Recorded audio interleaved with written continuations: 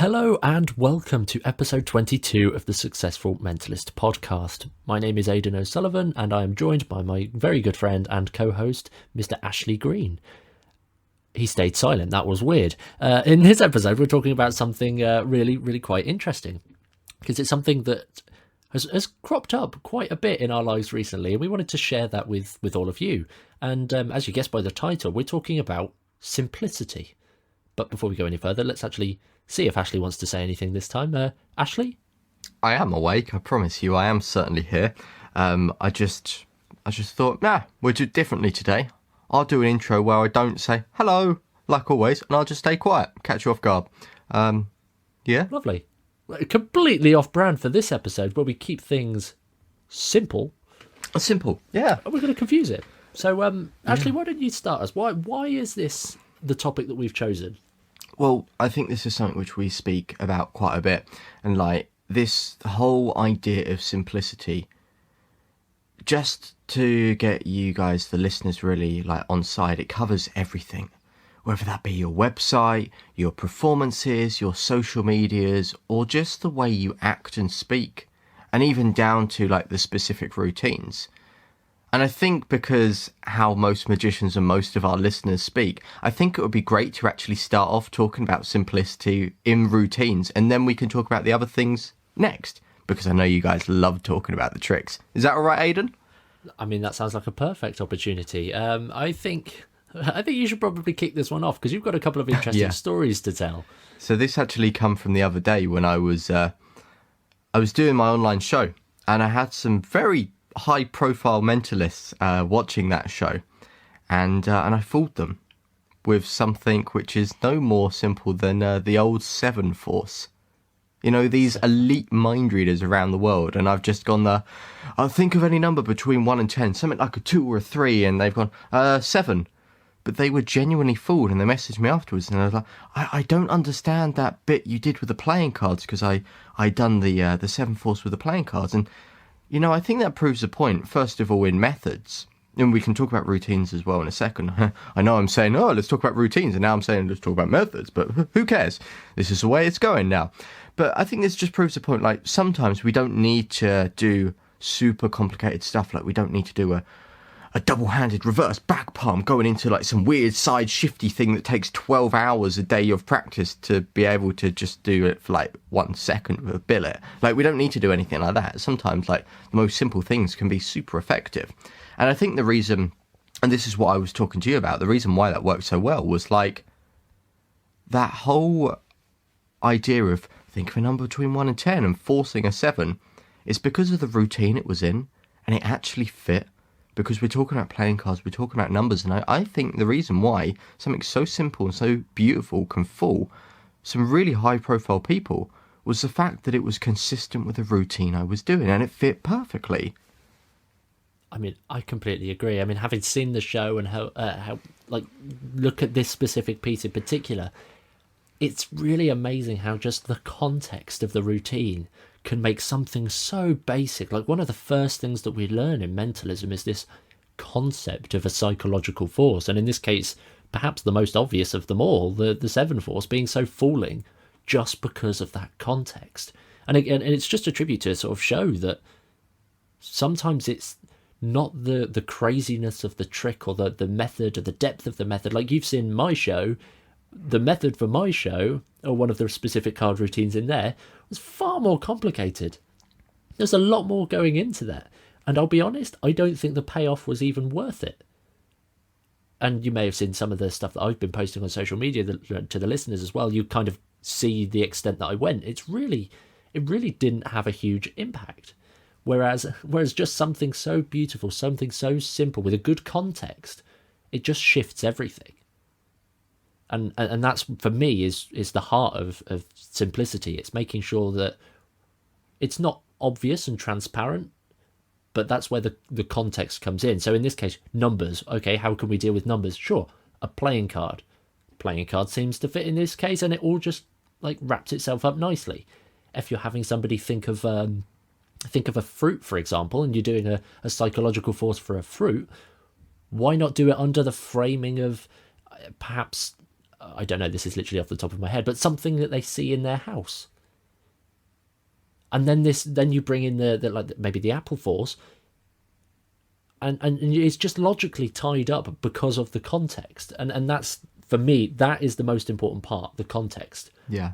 So just to recap that, really, what you're saying is, if you're doing something simple or advanced, or to be honest, anything in general, whatever trick or method you're doing, just actually making it suit A, the environment you're performing in, or B, kind of the scripts and things you're saying, just so it doesn't stick out like a sore thumb. Because if you're doing a card trick and then you suddenly jump to, think of any city in the world, it's like, it's jarring and it's so different to what you're actually talking about and saying, and people will go, oh, there's something weird here, this must be a trick. Whereas if what you're saying and the methods you use actually flow, then it's just kind of, it runs in.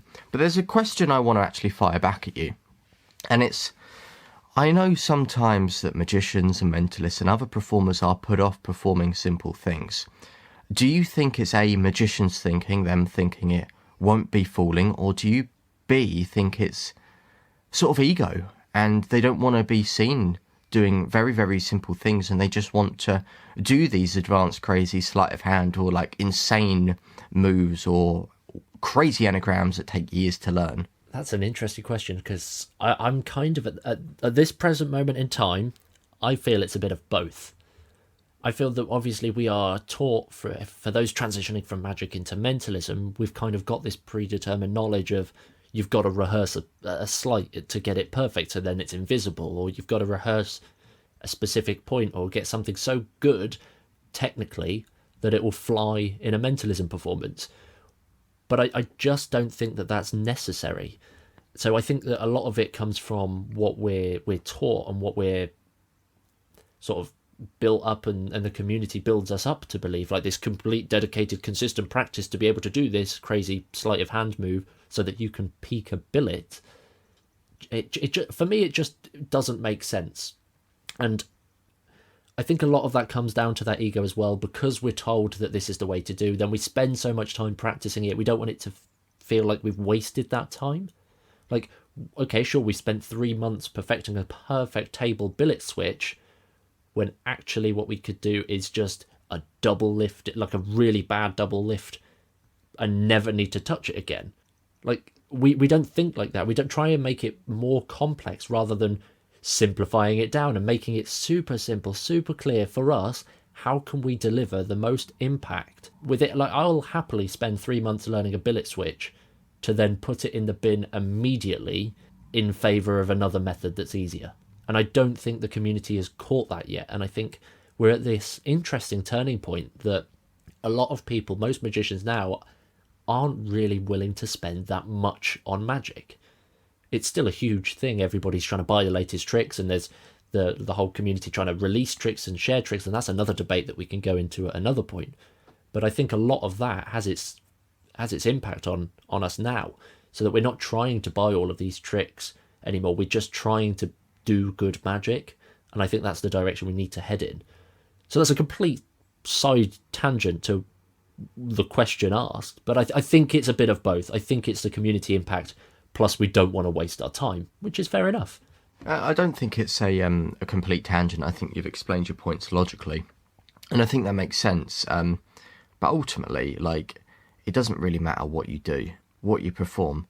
Like, I just remember the word KISS, keep it simple, stupid. It's always at the back of my mind when, like, coming up with routines. And specifically, I know you've told me off before where I've said, oh, what about this crazy routine where there's loads of, like, reveals and there's loads of stuff hidden? And you're like, Ashley, when you're doing a confabulation routine like that and there's so many different things going off, and it's like you've built in little subtleties all throughout the show and you're going to reveal it at one big end, you're like, that's so confusing for your audience to understand. Like, is it not better just to make a more obvious reveal and just make it easier for the audience to understand as well? I think that, yeah, that's another big point, actually.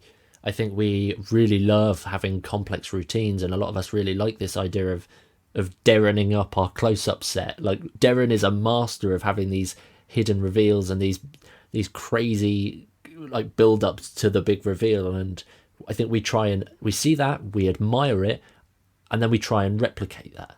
and I'm saying we, and that's just sort of like the generalized thing. I'm saying as a whole, I'm generalizing here. I'm not saying that every mentalist ever tries to be like Darren Brown, but that idea of, oh, Darren's so good at this, and I really want a routine that can have lots of shotgun reveals everywhere, and it's like amazing, and we try and do that too much, when actually, just as you mentioned, keep it super clear so that the audience knows exactly when a routine ends. Yeah. We was literally on a coaching call earlier this week, and the problem, or one of the main areas of problems that this specific client had, was that his performances were trying to create this narrative and have these like reveals and these little bits all building up to a reveal, but he was finding that his audience didn't know, is that it? Is that the end? Are we, oh, okay, yeah, now we can applaud now. Like, that's a problem.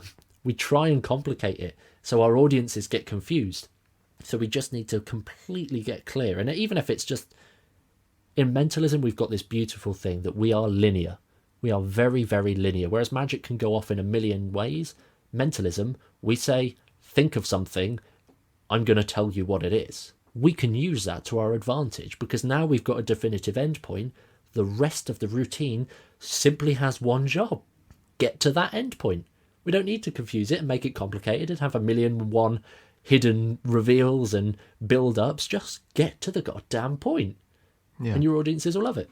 And I think as well, just to confirm a point there, when you say get from the point, like from A to B, we don't mean just like, think of something, banana. Unless obviously the context goes for it. Like, take them on an interesting journey, but just keep it simple and make sure that it's easier for people to follow along. Because imagine if you're performing at a wedding, for example, people are drinking a hell of a lot of booze. It's obviously easy for them to get confused. So if you can keep whatever you're doing simple, whether that be forcing a card and revealing it just through a semi-interesting process or something like that, then it's more enjoyable for them, because they don't have to be alert, they don't have to pay attention, they don't have to be like, oh, something's going to happen, I need to have 100% of my focus on this all throughout. Like, you know where I'm trying to get at. And I think this links into another point that I feel you're going to mention as well. Obviously, we're talking about keeping it simple here and making the linear process obvious. You don't always do that in close-up. You don't necessarily go from A to B. You like to have those reveals where you're jumping around and it's quite an erratic performance. How would you say, is that simple, or is that a complicated routine? It is for me. Look, I know I bring this up in every episode, but this is down to character, and this is a character decision as well, and it's keeping it simple to my character. Yes, my performance might outwardly seem very erratic, and for those of you who haven't seen me perform live, I, as well as saying, think of something, this is what you're thinking, and the way I go through that is usually through some sort of divination tool, using my intuition to pick up on the thing, but throughout that, I'm also picking up on a variety of other thoughts. So I'm springing people, like, constantly, I'm pinging pieces of information, like, oh, you're thinking of this, and then pointing to someone on the other side of the room, you're thinking of this. So outwardly, it might seem complicated, like you say, but when you really strip it back and when you say it like that, it's very easy for someone watching to understand what's happening. They can sit back and watch, and although I'm outwardly very hectic and all over the place, like, you think of this, there's an A in your word, oh my god, I'm getting something from you, and it's to do with the colour blue, and oh my god, you don't know someone called James, I'm getting the name James. Like, that seems really hectic, and it doesn't seem simple, but yet it is, because I'm a mind reader, and when people watch that, they see me saying, who's James, you're thinking of this, blah blah blah, you're this, and they're like, okay, he's guessing what they're thinking. Now, the people watching, they can just sit back and they can watch this and they can understand perfectly what's happening. They don't need to have their full attention on it. They don't need to remember, yes, at some point during that, he said the number 9 and now we're counting 9 books on a shelf and he's pulling that book out and there's one page missing and then there's a little secret compartment and in there's a lock, and if we turn to a specific code that was on his phone, like, that's the point I'm trying to make. That's complicated and weird and they have to pay the full attention to it. But when I do it, yes, outwardly, hectic, but it's very simple what I'm doing. I'm getting someone to think of something and I'm revealing a piece of information. It's just I'm cross-hatching various different effects together. Does that make sense, how I've explained that? That makes complete sense. It's that idea from your perspective that although your routine may appear complex, and that's a character decision, it's so simple for the audience to follow. Yeah. They just drop them, they walk over to you as you're performing for a group, and they understand what's going on because they can see it.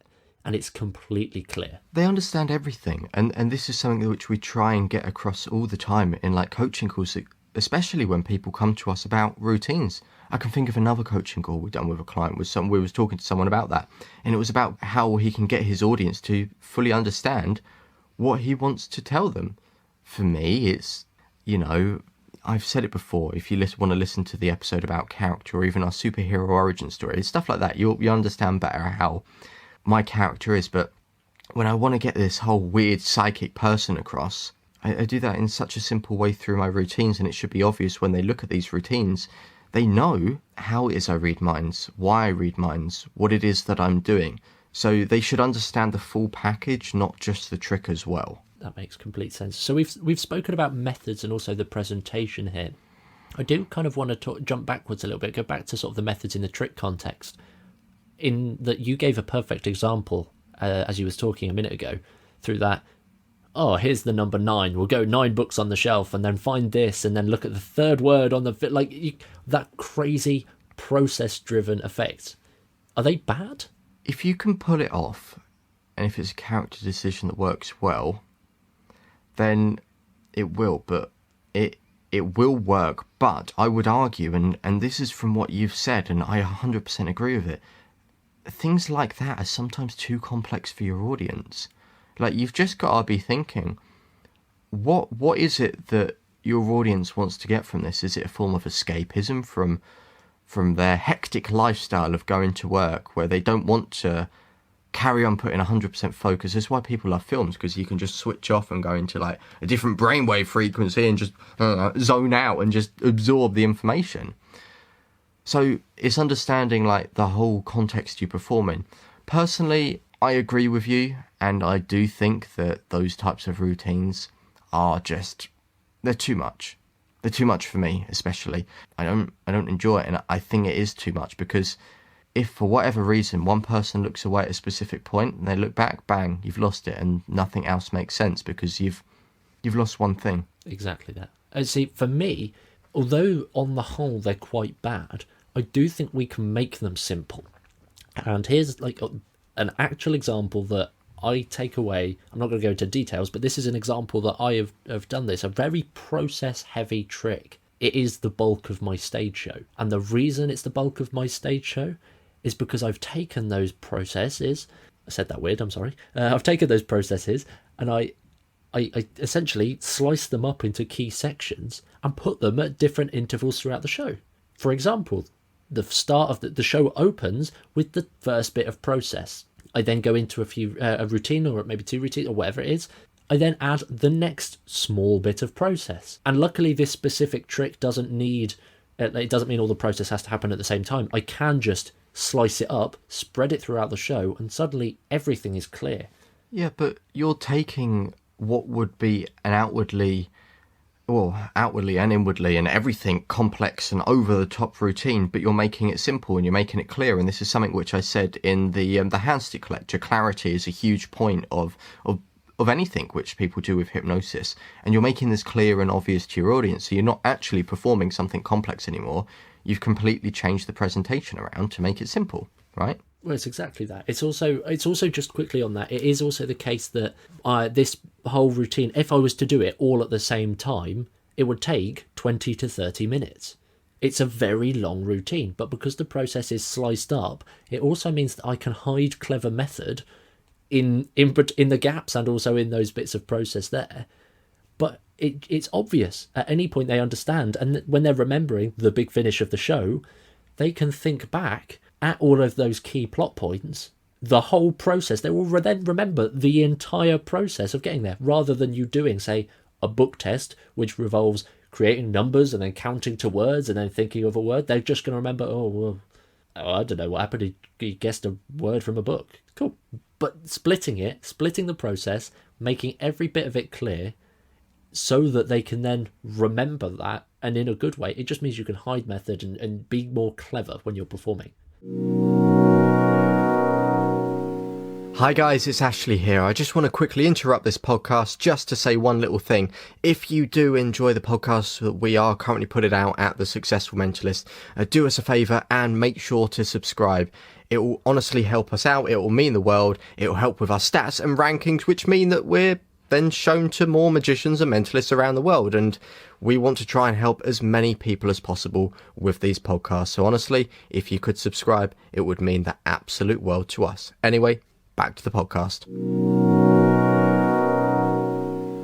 Something which I like as well, from what you've done, is obviously, I know this has taken a complete tangent, but for whatever reason it's reminded me, like, you've really simplified your whole business experience for your clients. Like, from the moment they go onto the website, it's crystal clear what you do. They get in touch.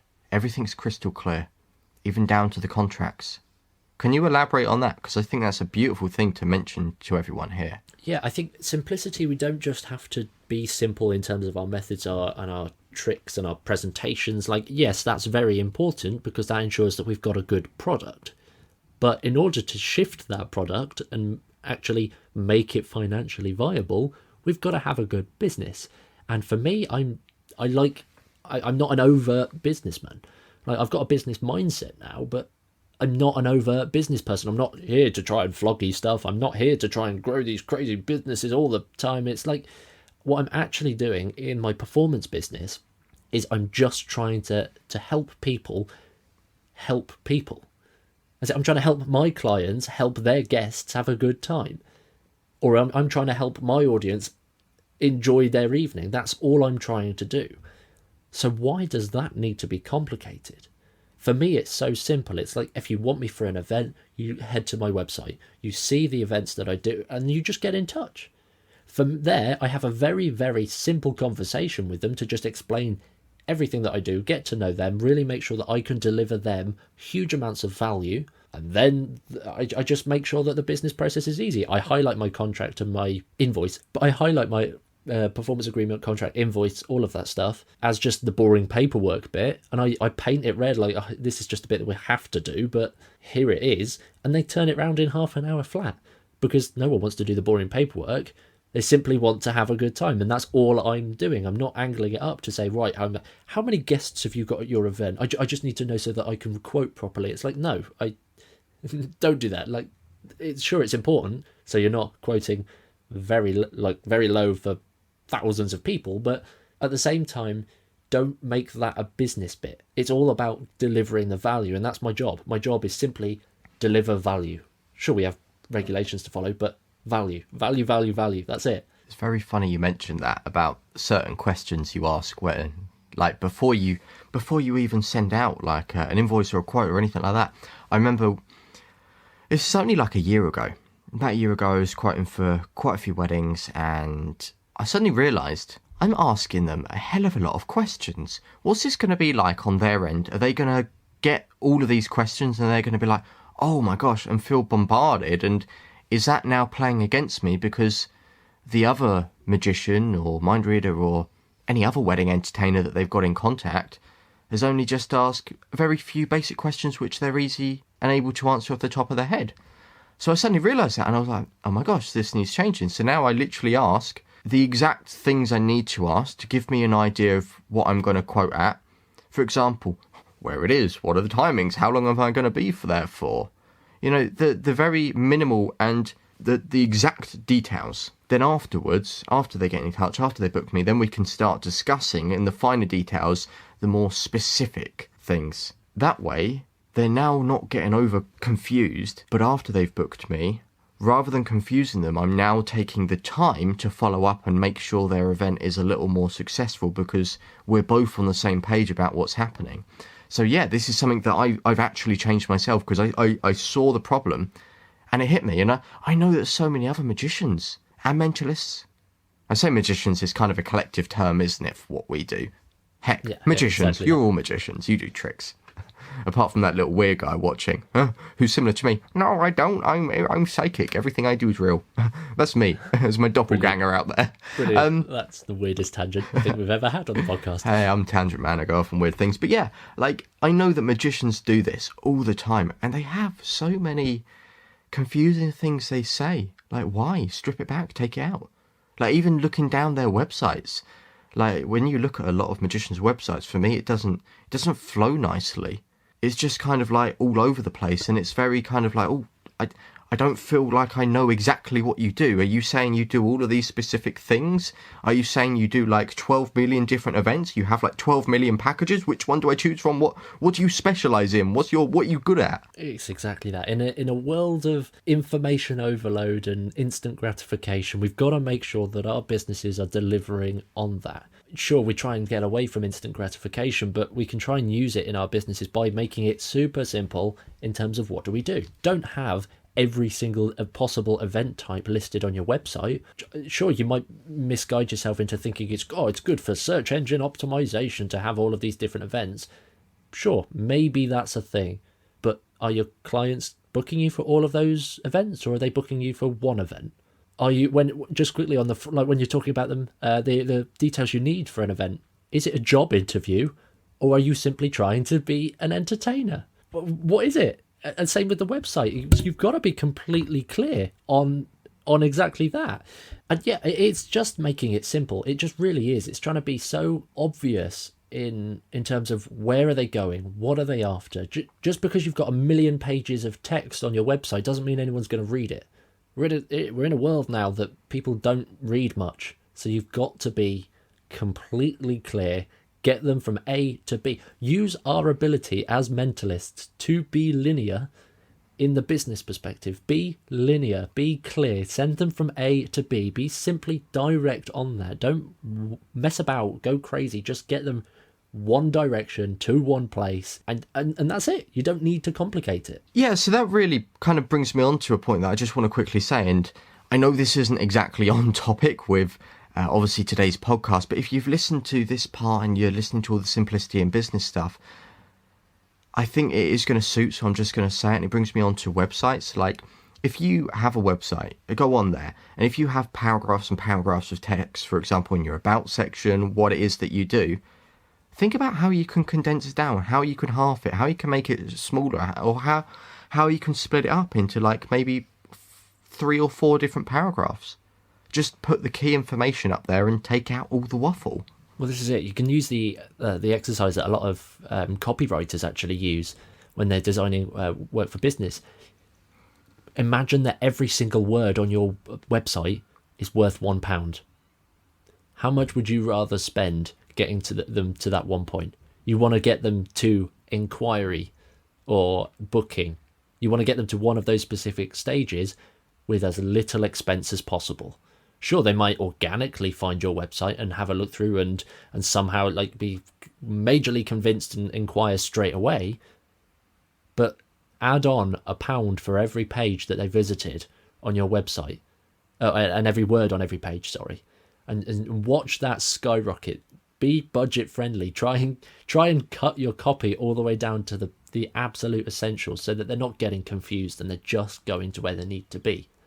I think let me just grab it. Yeah, a useful book to reference for because this simplicity stuff doesn't just apply to your magic world, and it doesn't just apply to your business and your performances. It can literally apply to your entire life. And a really fantastic book that I finished reading just a couple of weeks ago is The One Thing by Gary Keller and Jay Papasan. It's a bestseller book, but it is literally all about simplifying your life right down to find your one thing. What is the one thing that you want to achieve? What is the one big thing that's going to take you a step closer to that? What is the one thing that's going to allow you to do another one thing?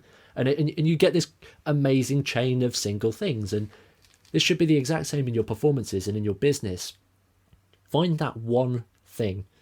What's the one thing you want them to feel? What's the one impact that you want to have in your performance? What's the one method that's going to allow you to do that with the absolute ease? And in doing that, you're just going to cut out all of the faff, cut out all of the waste, cut out all of the messing around, and that's it. So we'll put the note to this in the show notes, obviously, so you guys can click and find. But yeah, it's called The One Thing, and find the one thing. This is that. So in short, just to recap today, what we've talked about, a whole variety of different things, but all under the same guise and the same topic. So we've talked about, obviously, just keeping it simple, sometimes with the things you perform. It doesn't matter whether you perform insane stuff or just very simple methods. It's the end result that matters for the audience, kind of what they feel. The second thing we spoke about was obviously keeping it simple in your routines. You know, the way you perform things. Just making it obvious to your audience. It should be obvious that they can pick up, you know, the information you want to share from within, who you are, the message you want to get across, all of that stuff. But also it should be simple that they understand what's actually happening, because if they don't, you've wasted your time and you've wasted their time. And thirdly, simplicity in business. Just make it easy for people.